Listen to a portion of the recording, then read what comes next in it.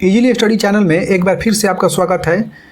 देखिए, जैसा आज आपका पेपर मैथ हुआ था उसी तरीके के क्वेश्चन जैसे जैसे हम लोग पढ़ाए थे उसी तरीके का ठीक क्वेश्चन आपके परीक्षा में लड़ा था। ये हम नहीं कह रहे हैं, ये बल्कि कुछ विद्यार्थी जो ऑफलाइन में पढ़ते हैं वो विद्यार्थी खुद कह रहे थे कि सर आपका जो पढ़ाई हुआ मतलब 90 प्लस वो लोग स्कोर करके आए हैं। 90 प्लस मतलब हु बहु क्वेश्चन एकदम सेम टू सेम लड़ गया है। तो जिस प्रकार से वो वाला क्वेश्चन लड़ा है कल वाला क्वेश्चन, उसी प्रकार से ये वाला विज्ञान वाला भी क्वेश्चन कल आपके एग्जाम में हु बहु लड़ेगा। तो चलिए चालू करते हैं पहला नंबर क्वेश्चन। और क्वेश्चन चालू करने से पहले एक चीज़ जान लीजिए आप लोग कि आज जो हम लोग क्वेश्चन पढ़ेंगे बस ऑप्शन होगा और ऑप्शन में ही आंसर होगा। मतलब आज हम ऑप्शन नहीं बोलेंगे क्योंकि आप लोगों के पास समय बहुत कम है, तो हम नहीं चाहते हैं कि आपका कोई भी समय जो है नष्ट हो। तो चलिए चालू करते हैं पहला नंबर क्वेश्चन। देखिएगा कि यहाँ पर जो पहला नंबर क्वेश्चन है दिया है कि पौधों में जनन अंग कहाँ पाए जाते हैं। देखिए यहाँ पर जो सही ऑप्शन हो जाएगा वो हो जाएगा पुष्प में। आप लोग ये इसको याद करके जाइएगा कि पौधों में जो जनन अंग पाए जाते हैं वो पाए जाते हैं पुष्प में। ठीक है, तो यहाँ पर ए नंबर ऑप्शन सही होगा। देखिए दूसरा नंबर क्वेश्चन में दिया है कि जठर ग्रंथियाँ कहाँ पाई जाती है। बताइए, जठर जो ग्रंथि होती है आमाशय में पाई जाती है। आप लोग रट्टा मार कर याद कर लीजिए, यहाँ पर बी नंबर ऑप्शन इसका सही हो जाएगा। ठीक है, तीसरा नंबर क्वेश्चन में कह रहा है वेरी वेरी इंपॉर्टेंट क्वेश्चन है कि घेंघा रोग कहाँ पनपता है, यानी किसकी कमी के कारण घेंघा रोग होता है। तो आप लोग याद कर लीजिए विटामिन सी की कमी से होता है, यानी कि यहाँ पर ऑप्शन नंबर जो है सी सही हो जाएगा। अच्छा, आयोडीन की कमी से, सॉरी आयोडीन की कमी से घेंघा रोग होता है, तो यहाँ पर ऑप्शन नंबर सी सही होगा। चौथा नंबर क्वेश्चन में कह रहा है कि रक्त क्या है। बताइए रक्त क्या है। देखिए एक एक लाइन में ख़त्म करेंगे, कम से कम हम लोग 55 प्लस क्वेश्चन पढ़ेंगे, 50 प्लस कहिए या 55 क्वेश्चन हम लोग पढ़ेंगे। आपके क्वेश्चन में यदि आप वीडियो देखिएगा ना ये वाला, तो आपके क्वेश्चन में आधा से अधिक क्वेश्चन आपके परीक्षा में हु बहु लड़ जाएगा। देखिए कह रहा है कि रक्त क्या है। रक्त एक प्रकार का ऊतक है, आप लोग याद रखिएगा। ठीक है, दूसरा नंबर क्वेश्चन में कह रहा है कि निम्नलिखित में से कौन भूमिगत जल का उदाहरण है। भूमिगत जल मतलब ये होता है कि वैसा जल जो जमीन से निकलता है। तो आप बताइए जमीन से निकलने वाला जल कहाँ से निकलता है, तो भाई कुआं से ही निकलता है। तो आपका यहाँ पर बी नंबर, अच्छा ए नंबर में दिया है, तो ए नंबर पर सही हो गया। ठीक है, 6 नंबर देखिए क्वेश्चन में कह रहा है कि निकट दृष्टि दोष अथवा दूर दृष्टि दोष को निवारण हेतु प्रयुक्त लेंस जो होता है किसका बना होता है। तो आप लोग जान लीजिए। अच्छा, उसमें प्रयुक्त जो लेंस होता है उसमें किस प्रकार का प्रतिबिंब बनता है। यदि आपके परीक्षा में पूछेगा तो आप लोग रट्टा मार कर याद कर लीजिए कि उसका सही आंसर हो जाएगा वास्तविक और उल्टा। सही आंसर क्या होगा, वास्तविक और उल्टा, दूसरा कोई भी नहीं होगा। देखिए 7वां नंबर क्वेश्चन हर बार ये क्वेश्चन होता है कि साइड मिरर के रूप में निम्नलिखित में से कौन मतलब दर्पण का प्रयोग किया जाता है। साइड मिरर के रूप में जो गाड़ी होता है ना उसके बगल में जो लगा रहता है कौन सा दर्पण होता है। तो आप लोग जान लीजिए उत्तल दर्पण होता है। ठीक है, ए नंबर पर सही होगा। ऊर्जा का एसआई मात्रा क्या होता है। देखिए ऊर्जा का एसआई मात्रा क्या होता है, तो आप लोग याद कर लीजिए कि ऊर्जा का एसआई मात्रा क्या होता है, जूल होता है। ठीक है, अब देखिए कह रहा है 9वें नंबर में कि हमारे शरीर का पीएच मान कितना होता है। देखिए पीएच मान से आपके क्वेश्चन परीक्षा में जरूर देगा। हमारे शरीर का पीएच मान कितना होता है कि 7 से 7.8 के बीच में होता है। ठीक है, देखिए नेत्र लेंस की फोकस दूरी बढ़ जाने पर आँख में कौन सा दोष उत्पन्न होता है। नेत्र में जो लेंस की जो दूरी बढ़ जाती है, लेंस की फोकस दूरी बढ़ जाती है, तो कौन सा रोग उत्पन्न होता है, तो उस रोग को हम लोग बोलते हैं निकट दृष्टि दोष। ठीक है, तो यहाँ पर बी नंबर ऑप्शन सही हो जाएगा। 11 नंबर क्वेश्चन में देखिए सड़ासड़ एकदम फटाफट बनाते हुए चलना है।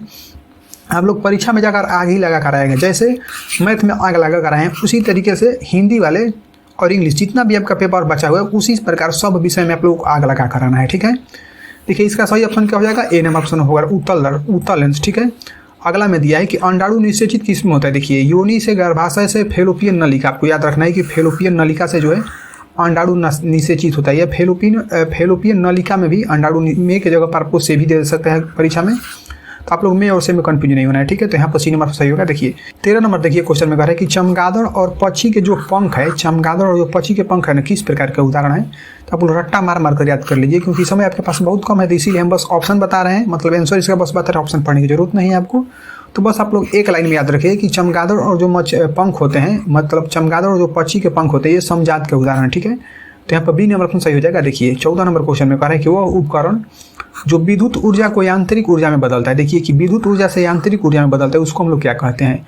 जनरेटर, विद्युत मोटर, जनरेटर और विद्युत मोटर दोनों या इनमें से कोई नहीं। तो देखिए यहाँ पर जो सही ऑप्शन हो जाएगा विद्युत मोटर होगा। ठीक है, विद्युत मोटर क्या करता है कि यांत्रिक ऊर्जा, विद्युत ऊर्जा को यांत्रिक ऊर्जा में बदलता है। देखिए अब यहाँ पर क्वेश्चन है गया कि दर्पण का सूत्र क्या होता है। देखिए आप लोग याद करके आइएगा, दर्पण का जो सूत्र हो जाता है कि 1/v + 1/u = 1/f। ठीक है, ये बहुत इंपॉर्टेंट क्वेश्चन है। 16 नंबर देखिए क्वेश्चन में कह रहा है कि मेंडल ने अपने आनुवंशिकी का प्रयोग किस पौधे में किया था। मेंडल ने अपने प्रयोग के लिए किस पौधे को चुना था। तो आप लोग याद कर लीजिए कि देखिए म से मेंडल है और म से मटर है। आपको याद रखना है कि दोनों म है। ठीक है, तो आपका म और म यहाँ पर क्या हो जाएगा कि मामा भी हो जाएगा, तो याद रखिएगा इसको भी। तो यहाँ पर क्या हो जाएगा, सी नंबर सही होगा। 17 नंबर में कह रहा है कि ओजोन परत किस में पाया जाता है। तो आप लोग याद रखिए कि ओजोन परत मध्य में तो नहीं पाया जाएगा और नीचे भी नहीं पाया जाता, मतलब ऊपरी परत में पाया जाता है। ठीक है, तो यहाँ पर बी नंबर सही होगा, 17 का भी। 18 नंबर देखिए क्वेश्चन में कह रहा है कि दाढ़ी बनाने में कौन सा लेंस उपयुक्त होता है। एकदम फटाफट जल्दी जल्दी एकदम स्पीड में चलेंगे हम लोग कि दाढ़ी बनाने में कौन सा दर्पण का उपयोग किया जाता है। तो अवतल दर्पण का उपयोग किया जाता है, ठीक है। और देखिए क्वेश्चन में कह रहा है कि प्रकाश के परावर्तन के कितने नियम होते हैं। तो आप लोग रट्टा मार कर याद कर लीजिए कि प्रकाश के परावर्तन के 2 नियम होते हैं। परावर्तन कोण के नियम से क्या निर्धारित होता है। देखिए परावर्तन कोण क्या होता है कि अपवर्तन कोण के बराबर होता है। आप लोग इसको ऐसे ही बोल सकते हैं कि आपतन जो कोण होता है परावर्तन कोण के बराबर होता है। तो यहाँ पर ए नंबर सही हो जाएगा। देखिए हजामत बनाने में मतलब आप लोग बाल बनवाते हैं जाकर सैलून में, और लड़कियां जो ब्यूटी पार्लर में जाकर बनवाती है, तो वहाँ पर जो है किस दर्पण का प्रयोग किया जाता है। तो आप लोग देखिएगा तो वहाँ पर जो दर्पण लगा रहता है उसका नाम है अवतल दर्पण, ठीक है। तो 21 का 20 सही हुआ। प्लास्टर ऑफ पेरिस का जमना किसके कारण होता है। जो प्लास्टर ऑफ पेरिस है जमता है तो किसके कारण जमता है। तो आप लोग जान लीजिए कि जलांशन के कारण जमता है, ठीक है। प्लास्टर ऑफ पेरिस देखिए यहाँ पर जौ है, याद करने की जरूरत नहीं है। देखिए जौ और जौ दोनों जगह मिल रहा है, तो जो जहाँ भी मिलेगा वही ऑप्शन आपका सही हो जाएगा, जलांशन, ठीक है। 23 नंबर में देखिए कह रहा है कि निम्नलिखित में से कौन जो है अभिलक्षण वंशागत नहीं है। वंशागत ये हुआ कि आपको मतलब उस तरीके हुआ है और आपके लड़कों को भी होगा। मतलब आपका जब शादी होगा तो आपका भी होगा, आपका तो हुआ है और आपके लड़के का भी होगा उसी तरीके से। जैसे देखिए आँख का रंग है आपका जैसा रहेगा, आपके लड़के का भी होगा। चमड़ी का रंग मतलब आप गोरे हैं तो आपका लड़का भी कैसा होगा, गोरा ही होगा। और बाल की प्रकृति सेम प्रक्रिया वही है, लेकिन जो शरीर का आकार है ये डिपेंड नहीं करता है। देखिएगा कि आप लंबे हैं तो आपका लड़का थोड़ा सा आपसे छोटा हो सकता है, आपसे लंबा हो सकता है, तो ये वंशानुगत में नहीं आता है। तो ये नहीं वाला पूछ रहा था तो आपका सी नंबर सही हुआ। 24 नंबर क्वेश्चन में दिया है कि निम्नलिखित में से कौन आहार श्रृंखला का निर्माण करता है। देखिए आहार श्रृंखला से आपको क्वेश्चन देगा, ध्यान से समझिएगा, इसको हम समझा देते हैं, याद करने की जरूरत नहीं पड़ेगा। देखिए यहाँ पर कह रहा है आहार श्रृंखला। आहार श्रृंखला मतलब होता है कि जो एक दूसरे के द्वारा खाया जाता है। जैसे देखिए घास किसके द्वारा खाया जाता है, बकरी के द्वारा, यानी कि जो है घास बकरी खा जाएगी, और बकरी बकरा मुर्गा मुर्गी कौन खा जाता है, मानव खा जाता है। तो यहाँ पर यही जो है ऑप्शन सही होगा। इस ऑप्शन को छोड़कर दूसरे ऑप्शन की बात कीजिए। देखिए घास कभी भी मछली नहीं खाएगी और मछली जो है बकरी के द्वारा नहीं खाया जाएगा, मतलब बकरी जो है मछली नहीं खाएगी, तो ये ऑप्शन कट जाएगा। अब देखिए बकरी जो है गाय जो है बकरी को नहीं खाएगी, और तो इसी तरह कट गया। और हाथी जो है गाय को नहीं खाएगी। अब देखिए घास गेहूँ नहीं खा सकते हैं, आम भी नहीं खा सकता है, तो यहाँ पर सब ऑप्शन कट गया। आप लोग समझ चुके हैं क्या होगा, यहाँ पर बी नंबर सही होगा। 25 नंबर में दिया है कि आकाश का जो है नीला रंग, क्वेश्चन आपको पूछेगा आकाश का नीला रंग किसके कारण होता है। तो आप लोग याद कर लीजिए कि प्रकीर्णन के कारण जो है आकाश का रंग जो है नीला होता है, ठीक है। 26 नंबर में दिया है कि प्रकाश का रंग का प्रकीर्णन जो है सबसे कम किस में होता है। प्रकाश के रंग मतलब प्रकाश के किस रंग का प्रकीर्णन सबसे कम होता है। तो देखिए आप लोग ऑप्शन देखिए, यहाँ पर जो सही ऑप्शन हो जाएगा लाल हो जाएगा, ठीक है। यानी कि लाल रंग का जो प्रकीर्णन होता है सबसे कम होता है, ठीक है। 27 नंबर में दिया है कि किस रंग के प्रकाश का तरंग दैर्ध्य सबसे कम होता है। देखिए यहाँ पर तरंग दैर्ध्य है, और उस वाले क्वेश्चन में देखिएगा यहाँ पर प्रकीर्णन था, याद रखिए कि प्रकीर्णन था। अब यहाँ पर तरंग दैर्ध्य सबसे कम किसका होता है, बैगनी का, याद रखिएगा, ठीक है। इंद्रधनुष के भीतरी हिस्सा का रंग किस तरीके का होता है, बताइए। इंद्रधनुष जो होता है इस तरीके से बनता है इंद्रधनुष, इसमें 7 कलर होता है। आपके परीक्षा में पूछ सकता है कि इंद्रधनुष में कितने कलर होते हैं, तो भाई आप लोग याद रखिएगा कि इंद्रधनुष में 7 रंग होते हैं, ठीक है। तो इंद्रधनुष का जो भीतरी का रंग होता है किस तरीके का होता है, किस रंग का होता है, तो वो बैगनी रंग का होता है, ठीक है। आप लोग याद रखिएगा इसको। तो बढ़ते हैं आगे। देखिए अगला क्वेश्चन में पा रहे हैं कि दीर्घ दृष्टि दोष को उपचार करने के लिए किस लेंस का प्रयोग करेंगे। देखिए किसी व्यक्ति को यदि दीर्घ दृष्टि दोष हुआ है तो उसके लिए उपचार के लिए आप लोग लगाएंगे उत्तल लेंस, ठीक है। उत्तल लेंस आप लोग लगाएंगे तो उसका जो है दीर्घ दृष्टि दोष दूर हो जाएगा। 30 नंबर देखिए क्वेश्चन में कह रहे हैं कि गोलीय दर्पण के अपवर्तन पृष्ठ का वृत्ताकार सीमा का व्यास क्या कहलाता है। गोलीय दर्पण का जो वृत्ताकार पृष्ठ होता है उसका वृत्ताकार जो रेखा होता है, सीमा का रेखा, वो उसको क्या कहते हैं, जो व्यास होता है उसको क्या कहते हैं, तो गोलीय दर्पण का द्वारा कहा जाता है। आप लोग याद रखिएगा। देखिए अगला क्वेश्चन में कह रहे हैं यहाँ पर 31 नंबर में कि नरौरा नाभिकीय विद्युत संलयन किस राज्य में, बताइए। नरौरा नाभिकीय विद्युत जो संयंत्र है किस राज्य में है, तो आप लोग रट्टा मार कर याद कीजिए, उत्तर प्रदेश में है, ठीक है, यूपी। अब देखिए 32 नंबर में कह रहा है कि किसी छड़ चुंबक के अंदर चुंबकीय क्षेत्र की रेखाएं की दिशा क्या होती है।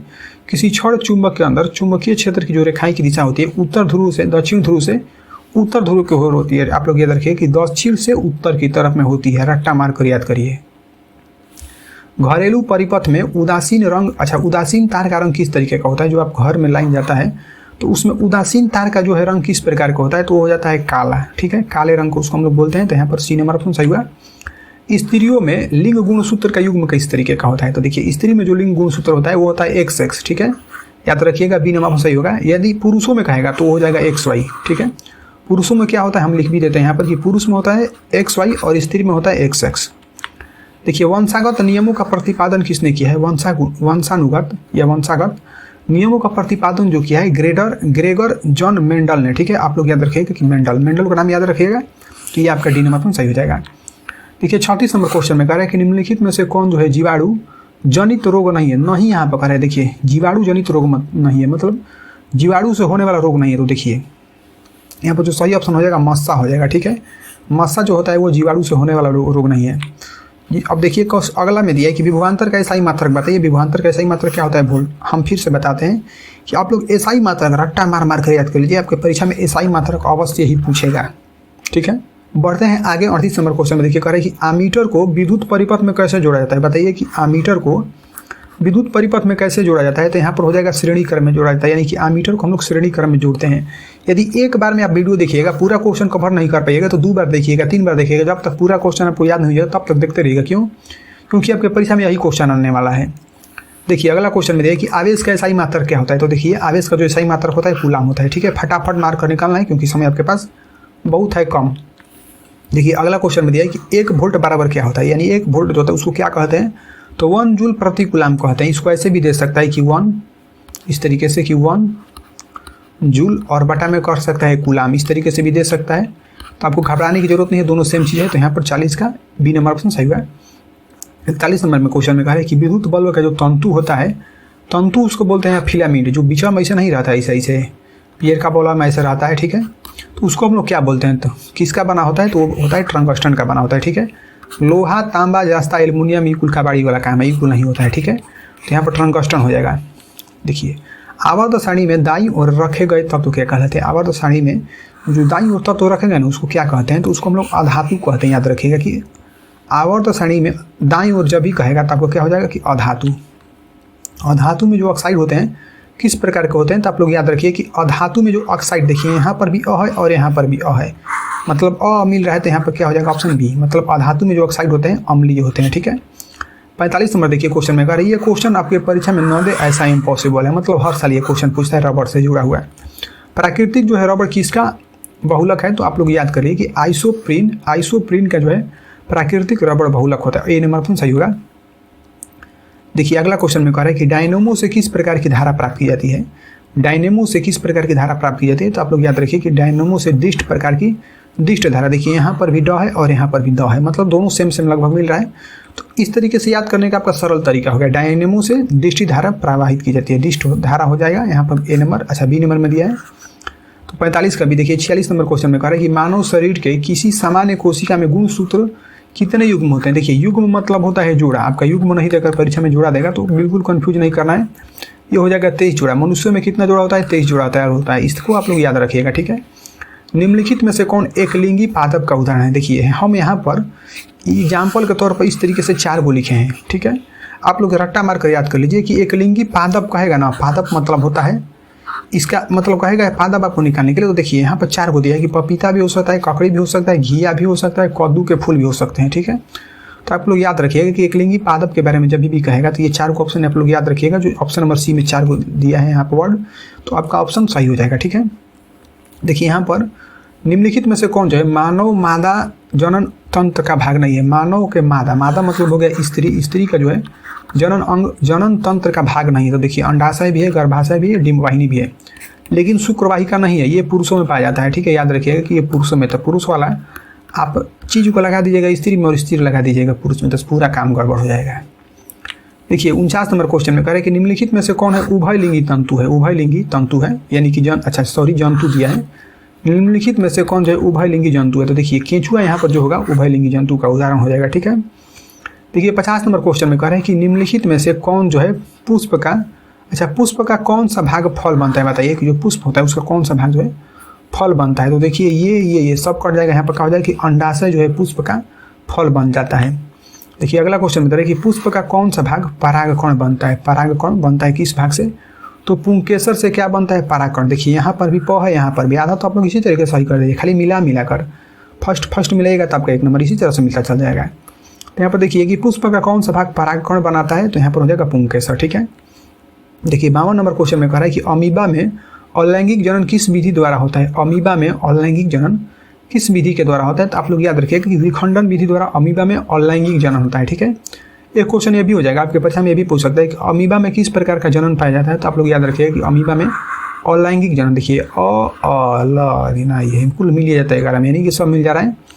देखिए 53 नंबर क्वेश्चन में देखिए कि अच्छा पुष्प का कौन सा भाग फल में बदलता है? फिर से दे दिया कि पुष्प का कौन सा भाग फल में बदलता है, तो यहाँ पर क्या हो जाएगा कि अंडाशय है, वहाँ पर भी अंडाशय है। ये क्वेश्चन रिपीट हो गया है, कोई बात नहीं। देखिए अगला क्वेश्चन में दे रहा है कि हाइड्रा में क्या पाया जाता है? बताइए हाइड्रा में क्या पाया जाता है? मस्तिष्क, तंत्रिका, मुख, स्पर्शक। तो आप लोग याद रखिए कि हाइड्रा में स्पर्शक पाया जाता है, स्पर्शक। ठीक है, 55 नंबर क्वेश्चन में देखिए कि निम्नलिखित में से कौन जो है पूर्णरुद्ध भवन का उदाहरण है? बताइए कि यहाँ पर जो सही ऑप्शन क्या हो जाएगा? हाइड्रा। याद रखिएगा यहाँ पर क्या ऑप्शन हो जाएगा? आपका ए नंबर ऑप्शन सही हो जाएगा। ठीक है, तो हम लोगों ने 55 क्वेश्चन पढ़ा है। 55 क्वेश्चन आपका बहुत इंपॉर्टेंट था। यदि आप लोग ये 55 क्वेश्चन बढ़िया से देखे होंगे तो आपको परीक्षा में मान के चलिए कि कम से कम 70% आपका परीक्षा में जरूर ही लड़ जाएगा, बस मात्र 55 क्वेश्चन देखने से। ठीक है, तो आप भी देखिए और अपने दोस्तों को भी शेयर करिए, उसको भी बताइए कि यहाँ पर बेहतरीन ढंग से तैयारी कराई जा रही है, जो कि आपके एग्जाम के लिए बहुत ज़्यादा इंपॉर्टेंट है। तो चलिए बंद करते हैं क्लास को, आज के लिए इतना ही। बहुत बहुत धन्यवाद आप लोगों को दोस्तों, थैंक यू।